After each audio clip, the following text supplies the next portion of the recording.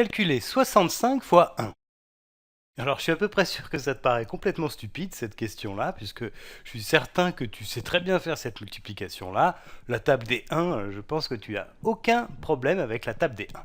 Alors, 65 fois 1, c'est le nombre 65 que je prends une seule fois. Donc, je l'écris comme ça, c'est 65 que je prends une fois.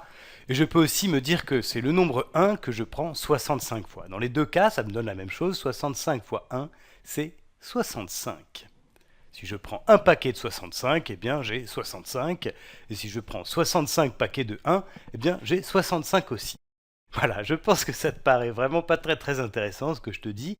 Mais ce qui est intéressant, c'est qu'en fait, ça va se passer de cette manière-là pour toutes les multiplications par 1. En fait, 1, c'est ce qu'on appelle l'élément neutre de la multiplication. C'est-à-dire que si je prends un nombre, n'importe lequel, un nombre ici, et que je le multiplie par 1, eh bien ce produit-là, il est égal au nombre que j'avais au départ. Je prends n'importe quel nombre et je le multiplie par 1, ça ne change rien, j'obtiens toujours le nombre de départ.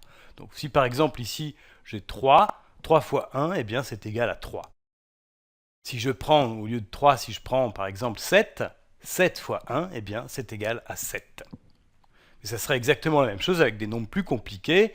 Disons par exemple, si je prends 173, 173 multiplié par 1, eh bien c'est égal à 173.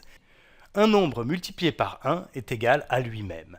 C'est ça qui est important. Le nombre 1 ne change rien à la multiplication, c'est pour ça qu'on dit que c'est l'élément neutre de la multiplication.